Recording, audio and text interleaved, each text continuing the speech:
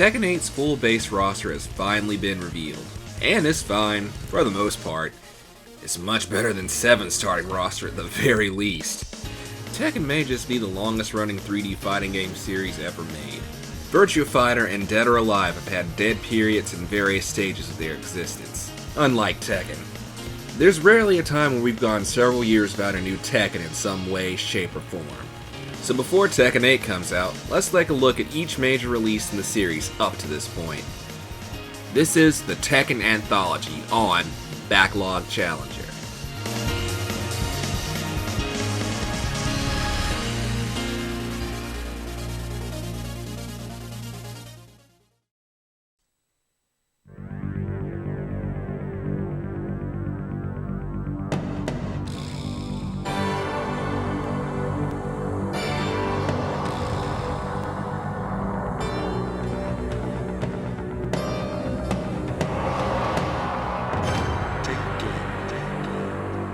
Yep, that's Tekken 1's opening.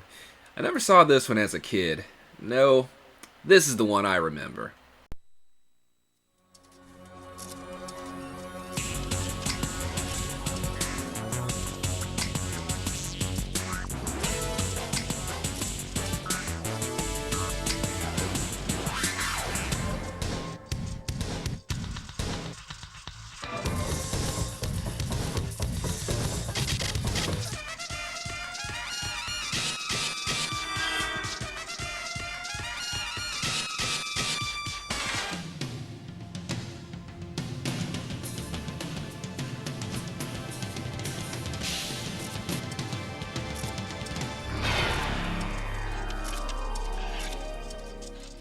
Not bad for the time, but don't worry, you'll get to see some creepy shit a bit later in the video.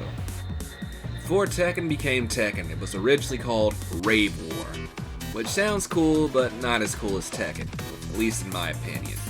So, Tekken comes out roughly 1 year after Virtua Fighter's initial release, and while there are some similarities, Tekken is very much its own beast. Tekken is a 4-button fighter, with each button corresponding to a different limb, whereas Virtua Fighter is a 3-button fighting game, punch, kick, and grab respectively. But they both have those high-ass moon jumps for all the characters though. The premise is simple. Heihachi Mishima is the current head of the Mishima Zaibatsu. He hosts a fighting competition called the King of Iron Fist Tournament, where if you defeat Heihachi and win the tournament, you get a boatload of money. Nowadays you get money and control of the Zaibatsu, but that's a story for another game. Anyway, just like any fighting game, you need a cast of characters to do, the fighting. Tekken has some of the most enduring characters in all of gaming. Fighting games live and die by their roster. If nobody looks cool or interesting, then you go back to the drawing board. Luckily, Namco knocked it out of the park right from the jump. Here's a quick rundown of all the characters playable in the original Tekken. Kazuya Mishima, Heihachi's son who is entering the tournament to get revenge on his father for being a dick. He also threw him down a chasm when he was 5. Did I also mention that Heihachi is a dick? Paul Phoenix,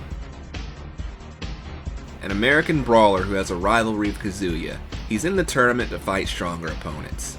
Nina Williams, she's an assassin from Ireland who got hired to assassinate Heihachi. At least, that's what it seemed. King, a wrestler wearing a jaguar mask. He takes care of orphans and enters the tournament in order to win money to help his orphanage. Jack, a robot made by the Russian military. They send Jack to the tournament to stop Kazuya from taking down Heihachi. Yoshimitsu, the leader of the Manji clan, which is a group of ninja-like thieves that steal from the rich and corrupt and give to the poor. Despite his looks and what the manual says, he is in fact a human. We'll see where this goes. Martial Law, he's a martial artist who works at a restaurant in San Francisco. He enters the tournament to win enough prize money to start his own martial arts school.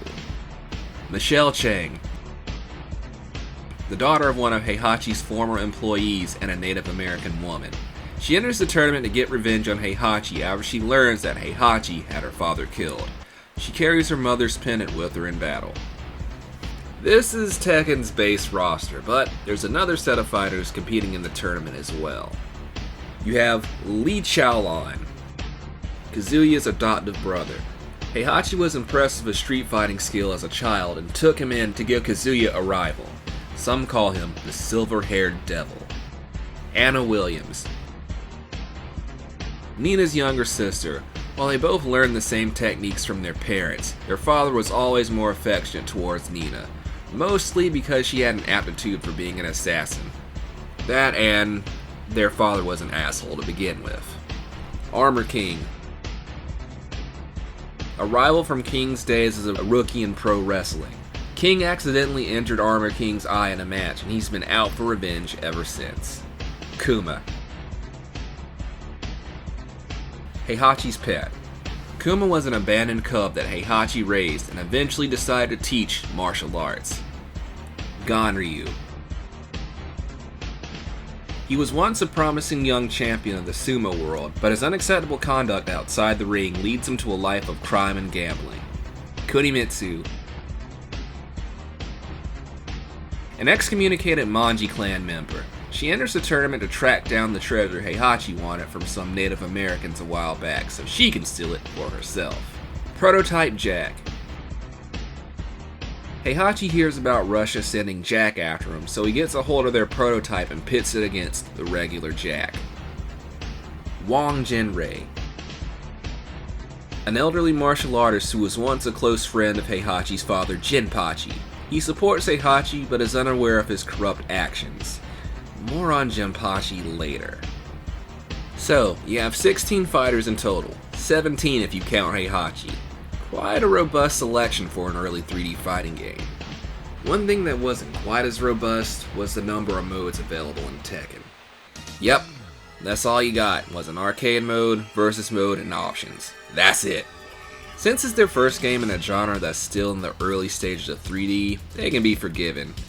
Spoiler alert, expect this section to get longer as we get to the newer games.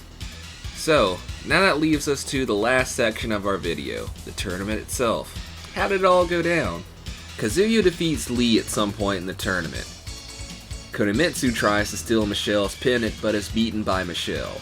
Law takes on Wang but the fight ends in a draw. Jack destroys Prototype Jack. Paul defeats Kuma but is unable to make it to the finals. Yoshimitsu defeats Ganryu and steals his dirty money to give to the poor. Law proceeds to lose his shit. King defeats Armor King and they bury the hatchet. King then manages to win third place in the tournament. Nina and Anna might have had a face-off, but the outcome is unknown either way.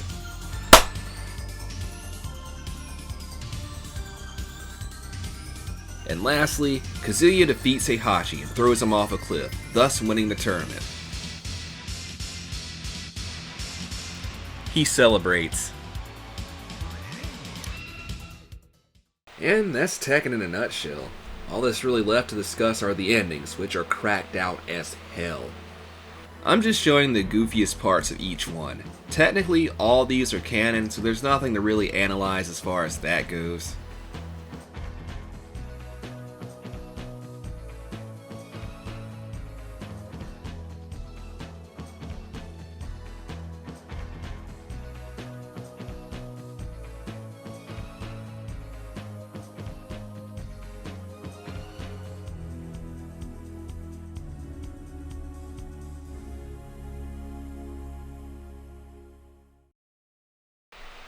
The only other thing to talk about is the weird unlockable costume for Kazuya. Apparently, you get it if you complete all 8 stages of Galaga on the loading screen. He's purple for some reason, though. I doubt it means anything of importance.